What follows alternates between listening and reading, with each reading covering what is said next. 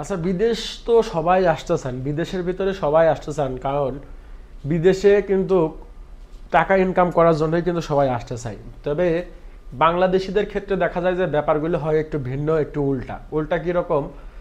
বাংলাদেশিরা সৌদি আরবে বলেন বা বিদেশের যে কোনো প্রান্তে বলেন, আসার পরে প্রতারণার শিকার হয় সব থেকে বেশি। কেন প্রতারণার শিকার হয়? তাদের ভিসা কেনার সময়তেই তারা প্রতারণার শিকার হয়। বা বেশিরভাগ দেখা যায় যে যদি 100টা মানুষ আসে, তার ভিতরে 80 থেকে 90টা মানুষই কোনো কোনো কাম জানে না। হয়তো গ্রামে কাজ করে বা জোন বেছে, হঠাৎ করে আসতে মন চাইছে বিদেশের ভিতরে, চলে আইছে বিদেশ। কোনো কাজ কাম কোনো কিছুই জানে না, হঠাৎ করে মনে চাইছে চলে আইছে বিদেশের ভিতরে। তো তাদের জন্য আসার পরে তারা কিন্তু অনেক রকম সাফার করে এই বিদেশের ভিতরে। কাজ পায় না, ইকামা পায় না, ভাষা জানে না, কফিলের সাথে কথা বলতে পারে না। যে অনেক সময় দেখা যাচ্ছে যে কোম্পানিতে সেই কোম্পানি কাজ দিতে চায় না, কাজ করাইলে বেতন দিতে চায় না, কোনো প্রতিকার কিন্তু তারা পায় না। সব থেকে বেশি অবহেলার শিকার হয় কিন্তু এই সৌদি আরবের ভিতরে বাংলাদেশি কর্মীরা। তো এখন বিদেশ আসার জন্য সব থেকে বেশি যে গুরুত্বপূর্ণ ব্যাপারটা, সেটা হচ্ছে যে আপনি দক্ষ হয়ে বিদেশ আসাটা দরকার। আপনি যদি দক্ষ হয়ে সৌদি আরবে আসতে পারেন, বা সৌদি বলতে অন্য অন্য দেশে যদি আপনি যদি দক্ষ কর্মী হিসাবে যাইতে পারেন, সেই ক্ষেত্রে আপনার জন্য প্রবাস জীবনটা হবে খুবই সচ্ছল এবং খুবই পরিষ্কার, এবং আপনার দেখা যাচ্ছে ভবিষ্যৎটা হবে খুবই উজ্জ্বল। কারণ দেখেন, আপনি যখন একজন লেবার হিসেবে সৌদি আরবের ভিতরে আসবেন বা অন্য যে কোনো দেশের ভিতরে যাবেন, যদি সৌদি আরবের কথাই বোঝাই, এখন কিন্তু সৌদি আরবে প্রচুর পরিমাণে লেবার কিন্তু রাস্তায় রাস্তায় ঘরে, কাজ নাই। কারণ লেবারের অভাব নেই, সবাই কাজ জানে না, লেবার। তো এত পরিমাণে লেবার হয়ে গেছে যে কাজের থেকে লেবারের পরিমাণই বেশি। দেখা যাচ্ছে যে কোনো জায়গায় যদি কাজ মেলেও সেই ক্ষেত্রে সেই রকম ভালো কোনো বেতন পাওয়া যায় না বা ভালো কোনো সুযোগ সুবিধা পাওয়া যায় না। আবার অনেক সময় দেখা যায় তথাকথিত বিভিন্ন রকম সাপ্লাই কোম্পানি আছে, তারা বিভিন্ন রকম ডিমান্ড দিয়ে কাজ করায়। তারা কি করে? তারা দেখা যাচ্ছে বিভিন্ন প্রজেক্টের ভিতরে ঢোকায় কাজ করায়, তারা টাকা ঠিকই তুলে নিয়ে আসে, পরবর্তীতে সাপ্লাই টাকা পয়সা মারিয়ে নিয়ে পলায়। তো এইগুলো আসলে দক্ষতার একটা অভাব, ভাষাগত একটা সমস্যার অভাব। এই সমস্যাগুলোর জন্য বা সঠিক গাইডলাইন না থাকার জন্য সৌদি আরবের ভিতরে বাংলাদেশি প্রবাসীরা সব থেকে বেশি প্রতারণার শিকার হয়।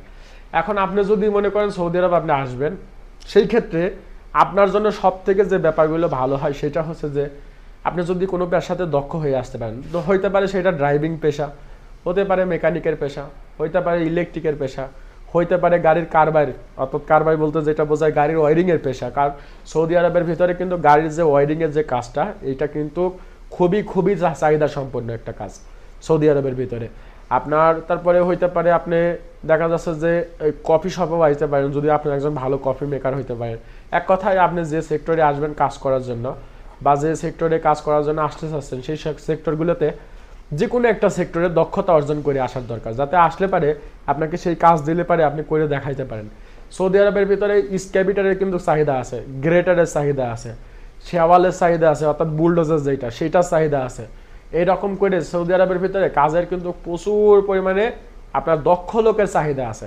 এখন মনে করেন যে আমি আসছি একজন লেবার হিসেবে, বাংলাদেশে পড়ালেখা করতাম, হঠাৎ করে মনে চাইছে সৌদি আরবের ভিতরে এসে পড়েছে। এখন আমি না পারি গাড়ি চালাইতে, আমি না পারি কোনো কাজ করতে, কোনো কিছুই পারি না, আমি একজন লেবার।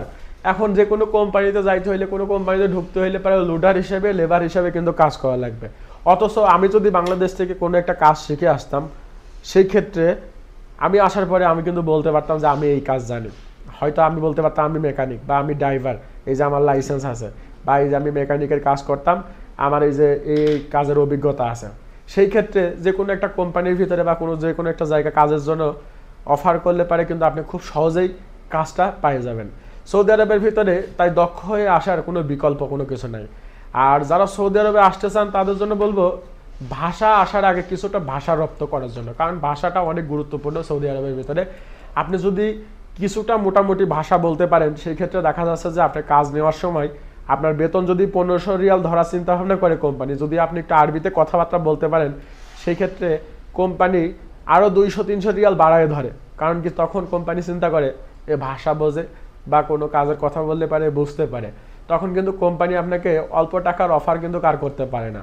তো আমরা বাংলাদেশিরা যারা আসি, তারা আমরা না কোনো দক্ষতা অর্জন করে আসি, বা আমরা না কোনো পেশাতে আসি, আমরা কোনো কিছু কোনো ইসেই না, আমরা মন চাইছে বিদেশ এসে পড়েছে। বিদেশ আসার পরে কি কাজ করব, কি হবে, এইগুলো কোনো কিছুই না। আসার পরে রাস্তায় রাস্তায় ঘোরে, রাস্তায় ঘুমাই, খানা নাই, কফিল নাই, আপনার থাকার জায়গা নাই, কাজ নাই, ওইদিকে বাংলাদেশ থেকে ঋণ করে আসে, অনেক রকম সমস্যা কিন্তু করে তারপরে এই যে সৌদি আরবের ভিতরে আসে। আসার পরে তখন তারা বুঝতে পারে যে আসলে কতটুকু ভুল করছি, একজন দক্ষ কর্মী হিসেবে না আসার জন্য যে কতটুকু ভুল করছি, তখন কিন্তু তারা আসার পরে এই ব্যাপারগুলো বুঝতে পারে।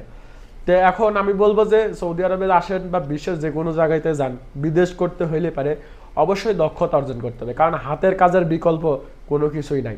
সেইটা হইতে পারে ড্রাইভিং পেশা, মেকানিকের পেশা, কোনো কিছুর অপারেটর, যে কোনো কিছু আপনি কাজ শিখে আসেন, সেই ক্ষেত্রে বিদেশ আপনার জন্য উজ্জ্বল ভবিষ্যৎ আছে। আর আপনি যদি কাজ না শিখে একজন লেবার হিসেবেই শুধু চলে আসেন সৌদি আরবে বা বিশ্বের অন্য কোনো দেশে, যদি একজন লেবার হিসেবে চলে যান, সেই ক্ষেত্রে আপনার দাম নাই, কারণ বর্তমানে এখন লেবারের আর কোনো দাম নাই। একটা সময় লেবারের প্রচুর চাহিদা ছিল সৌদি আরবে, এখন কিন্তু কার চাহিদা নাই। আপনি যদি একজন ভালো দক্ষ কর্মী হয়ে আসতে পারেন, যে কোনো একটা পেশায় আপনি ওয়েল্ডার হয়ে আসতে পারেন, ওয়েল্ডার যেগুলো ওই যে আপনার জানলা দরজা গ্রিল টিল বানাই, আপনি এই ওয়েল্ডার পেশাতেও আসতে পারেন।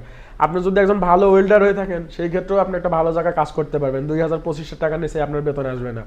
তো বিভিন্ন রকম সিস্টেম থাকে, যেমন একটা কোম্পানির ভিতরে কিন্তু অনেক রকম লোকের দরকার পড়ে, ড্রাইভার দরকার পড়ে, লেবারের দরকার পড়ে, মেকানিকের দরকার পড়ে, পাঞ্চারের দরকার পড়ে, কারবাইয়ের দরকার পড়ে, তারপরে হচ্ছে আপনার এই ওয়েল্ডারের দরকার পড়ে, বিভিন্ন রকম মিলায়ে সব কিছু মিলায়ে কিন্তু একটা কোম্পানি চলে। সেই ক্ষেত্রে আপনি কাজের কিন্তু সুযোগ বহুত জায়গা পাবেন। সেই ক্ষেত্রে আপনার জন্য আমি একটা কথাই বলবো, সেটা হচ্ছে যে বিদেশ আসার জন্য দক্ষ হয়ে বিদেশ আসুন, দক্ষ না হয়ে বিদেশ আসার চিন্তা